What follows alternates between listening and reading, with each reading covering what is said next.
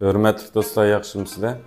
Bugün biz tembir doğrusida tushuncha hosil qilamiz. Tembir tanga huzur berguvchisiz degan ma'noda. Tembirning qurilmasi, tembirning bosh qismi, tembirning bosh qismi, tembirning dastasi. Tembirninki mana shu 5 bo'ladi. Endi buga mana mishadan mishagicha bu tembirninki 5 bo'ladi. Bunu üzme yağıcıdan çip, yani için oyup yasayımız ya, yasaydı. Hem de tembirninki yüzlük olur. Bu yüzlükke tonmu deydiğen bir yağış var. Şu yağıştan yüzlük silinir. Yani çangninki yüzlükü okşaşı, ya ki pipaninki yağıcı okşaşı yağış tonmu deydi. Şu yağıştan yüzlük silinir. Tembirninki alqançısı, yani beliq deb atılır, çünkü bu beliq şekilde. Tembirninki qo'sh yuzliki, ya'ni o'sha yuqur ovoz qismidagi perdelarni qo'yganda ishlatiladigan qo'sh yuzliki, mana tembirning qo'sh yuzliki. Mana shu musiqa belgisidan shakagacha ayrim bo'ladi. Undan keyin tembirning quloqlari, 5 tal tari var, tembirning tarilari. Kulakları, 5 tal kulak, 5 tal tarı var. Ondan keyin maoni biz tembirning sim boqquchi deymiz. Mao yağaşını boshqarak deymiz. Boshqarakniki ustida bo'ladi bu. Yani simni miyada bo'g'ib turadi. Tembirninki perdalari. Mana shu tembirning perdalari. Tembir chilishni o'rganayotgan bo'lsa, cho'qim tembirimizning nechta perdasi borligini bilishimiz kerak. Hamda tembirninki haraki. Harak deymiz. Bu harakni bir qadar ig'irroq, qattiqroq yog'ochdan yasaymiz. Yo'lroq yog'ochdan yasasa texnik yaxshi chiqadi. Tembirninki mush ovozining yaxshi va nachar chiqishi oldi bilan buningki o'lchamlik yasilishida. Tembirninki o'lchamlik yasilishi şekli mana shunday bo'ldi. Buningki miyadan bosh qismidan bo'g'iz qismigacha necha santa, dastis qancha santa deganlarni biz keyin oldirmay so'zlaymiz. Tembirninki yani ovozning o'lchamlik to'g'ri chiqishidan shu yuzlikninki to'g'ri tangshilishi.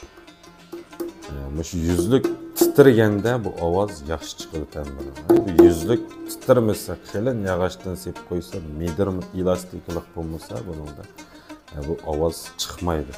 Yana biriga tembirninki haraki nima yog'och bo'lsa, shu bosh harakmi shu yog'och bo'lishi kerak. Ikki yog'och o'xshash bo'lganda ovoz texnik chiroyli va aniq to'g'ri soz bo'ladi. Yana birisi tembirning simi cho'qim yangi bo'lishi kerak. Kesbi tembir chog'ichilar odatda ikkap chog'andilar bu sim egri-bugri bo'lib ketadi. Bunda silisaq bilindi, modor bo'lib ketadi. Bunda bo'lib ketgandan keyin tembir sozunmaydi, ovozim tutilib, perda chiqib yaxshi chiqmaydi. Mana bu taraflardan biz diqqat qilishimiz kerak.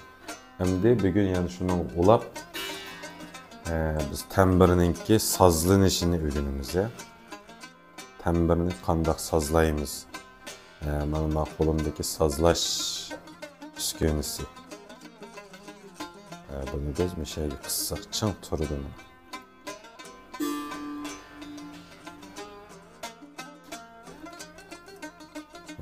Oldi bilan tembirninki 5 simining ichida biz o'ttirdagi simni sozlaymiz, soz qilamiz. Mana bu teoyinchida o'ttirdagi sim D harfini ko'rsatib yeşil yandı. Yeşil yangandan keyin D harfda yeşil yansa to'g'ri sozlangan bo'ladi.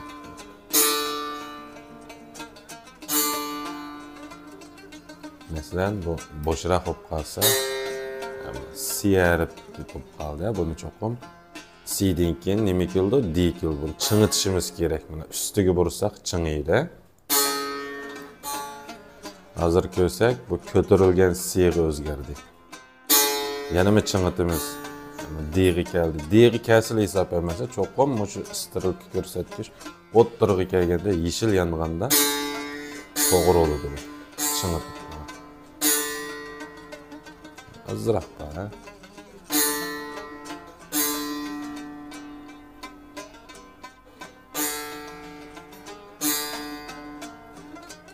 Yeşil yendi diyaribda. Demek o'ttirsini biz to'g'ri holatda tanishib bo'ldik. Endi oldidagi bir jupsini sozlaymiz, ichidagini boshqa sozlaymiz.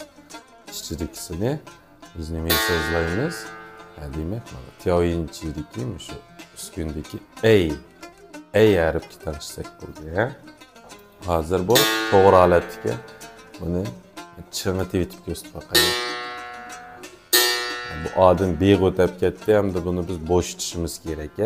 Ichiga bursak, tövanga bursak bu bo'shaydi.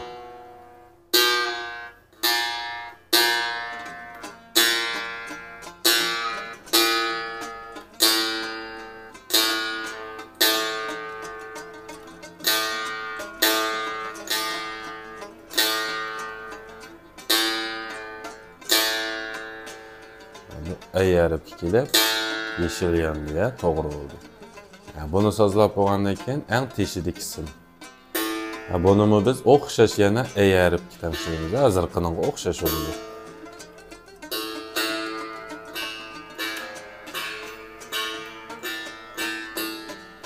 To'g'ri bo'ldi.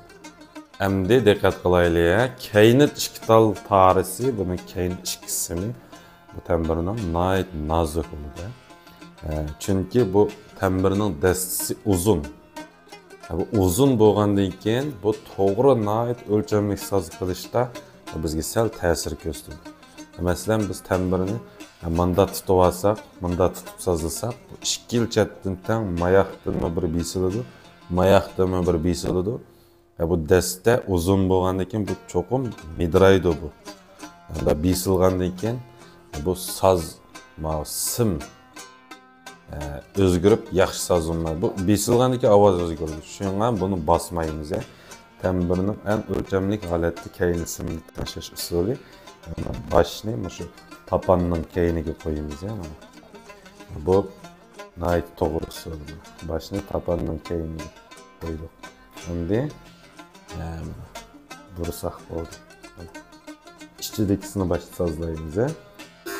Ichidagini teoyinchidagi G harfiga to'g'rilaymiz. Hozir buni men bo'shatib qo'yay. Bo'shatdim, chimilib bir F kuchib qoldi. F'dan keyin G keladi, ustiga bursak chimiladi.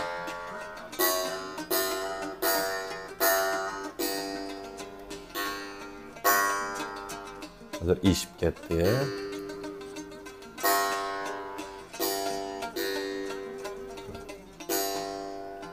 G harfiga kelgandan keyin mao pastki endi eng keyindagi qismni bunun o'xshashlar yana G harfiga.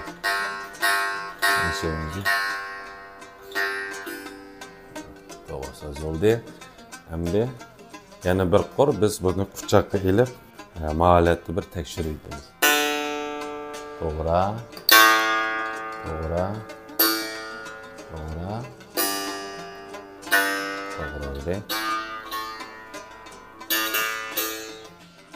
To'g'ri bo'lgandan keyin buni ilib olsak bo'ldi. Ilib etib tambirninki tankash pardasi deymiz, shu parda, mo'yin parda. Bu ray ovozi. Mana o'ttir tarni biz bayam deg'i tanishigandik. Mush o'ttir tardan chiqayotgan ovoz bilan mush pardadagi ovoz o'xshash. Endi o'zimiz quloq orqali solishtiramiz. O'xshash. Endi mavi parda olsa so. Kayni tardan chiqayotgan ovoz bilan shu ovoz o'xshash bir ovoz. Mush kayni tar bilan tang ursa o'xshash bir suzuk tambirning ovoz chiqadi. Soz o'tdi deymiz. Shi ovoz. Bundan da şundaq saz bir ovoz chiqadi.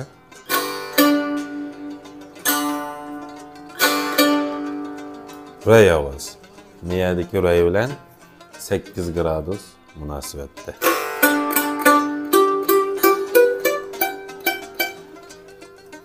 Ba'zan bir kasbiy atalg'ularni hozircha tushunmasliginglar mumkin, lekin ularga kirishmaymiz. Hozir faqat biz tambirning sazlanışı, kurulması yani tushunib olsak bo'ldi. Bunu tushunib olgandan keyin hamda biz shu barmoq diskidagi birinchi darsni o'rganamiz. Birinchi darsda men oldin qaytim so'zildim. Do degan ovozning o'rni mana. Ustidan sanaganda 3-padi do. Ya'ni shu yerim padining usti do. Ba'zilaringlarning ta'mirida ma 2 padi yo'q bo'lishi mumkin ya 1 tal bo'lishi mumkin. O'lchamlik bo'lganda 2 tal bo'ldi. Mana shu do. Bunu birinchi barmoq tutamiz. Biz birinchi darsda faqat shu do'dan shu do'gacha o'rgandik. Do, re, mi, fa. Mana mi bilan fa'ning orasida hech nima yo'q. Ikkisi yiqillar. Qolgan do, re, mi uchun mana tashlab minvatimiz bir. Mi, fa yiqil. Endi yana tashlaymiz. So, la, shi, do. Oxirgi do bilan shining o'rni yiqin. Tashlamaymiz. Demek bu kuy şeklinde mi bilen fa'ni tashlamadik, shi bilen do'ni tashlamadik. Qolgan yerda do, re, mi fa'ni tashlamadik. Fa, so, la, shi. Hammasi birdan pad tashlabmadi. Endi shu bassizlikdagi o'rni. Buni barmoq diskidagi darslar qarab tushunsangiz bo'ladi. Bassizlikdagi o'rni do. Men so'zlab bo'ldim. Endi tambirni to'g'ri tutib o'tirish ya. Yani tembirini çokum şu 10 put pakalçakının üstüge koyumuz. Ya bir yer koymayımız ya bir yerimiz çokum şu kolsak bilen şunun korsuqi çaplaşıp trap turuşumuz gerek. Bunu şu kolununki alqını arqalı bunu şu alqança koyup trap turumuz ya. Şimdi kolumuz şu aleti turup baştaki derslerde biz çekişini günümüz. Do, re, mi, fa, sol, la, shi, do. Shuni chekib chiqishni videoda ko'rsatilgan, qanday tutish. Buni cho'qim chekkanda mana qo'l tuz holatda agramasa bunda emas yoki bunda emas. Mana shu qo'l 7 shaklda 90 gradus tuz holatda. Bunda qo'l qoldi ba'zilar bunda qilamiz. Bunda qilamisan mana bunda mashq qilsam bo'ldi qo'lni qo'l. Mana shu tuz holatda mana shu barmoqninki yenidan sürükülüp çıkıyor. Bu oldidagi iç kısmı o'rimizmiş iç kısmını tutup çalımız. Baş kısımları tegmaymiz hozir. Harekatdan mana shu bir barmoq neresi ursak en o'lchami mana shu arif. Demek bu çekip çalımız.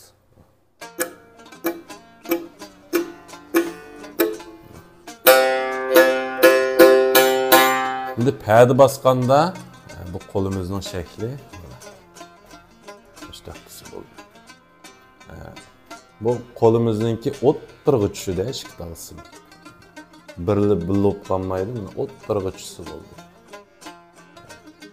Padiningki shu do bo'lsa, mana mishirni basamiz. Bunda ustiga mindirib olmaymiz, ostiga tushib ketmaydi. Bek ustiga o'tib ketmaydi. Mana shunga yaqin basaq bo'ldi. Do degan shu. Birinci barmoqda bastık, urdik. 4 sanaymiz. 1, 2, 3, 4. Endi reyni basamiz. 4-chi barmoqni ekilimiz ya bunu. 4-chi barmoqni basqanda barmoq yan toalet turdi. Barmoqning uchiga basamiz. Ikkisi og'riqli turdi. Qolgan 3 barmoq mana shunga yaqin holatda turdi. Chaplish buldusi bo'ldi. Qo'llar bunda ichiga egilmaydi. En to'g'risi mana teshig'i. 1, 2, 3, 4. Yani o'xshashlar birinchi barmoqda meni basamiz. 1, 2, 3, 4. Fa'ni ikkinchi barmoqda basamiz. Mi, fa. Bu ikkinchi barmoqni mana sal qiyib bashalat desiladi. Ha barmoqni yenida tutsa bo'ladi yoki meni tutsa. Ha barmoqlar ichiga tushib ketmaydi, ko'tarib turamiz. Fa, 2, 3, 4. Endi 4-chi barmoqni so'g'a ekamiz. Qolgan 3 barmoq yana tushdi. 1, 2, 3, 4. La. Birinchi barmoq. 1, 2, 3, 4. Shi 3-chi barmoq. 3-chi barmoqmi? 2-chi barmoqda keyib tashroq bo'lsin. Ikkisi. 4-chi barmoq cho'qim tik turish kerak. 2, 3, 4. Do, 2, 3, 4. Endi Mana shunday ustiga chiqamiz. Qanday tushgan bo'lsa shunda chiqamiz, tushimiz, mayda jiqmay chiqamiz. O'ng qo'lda chim chekishimiz.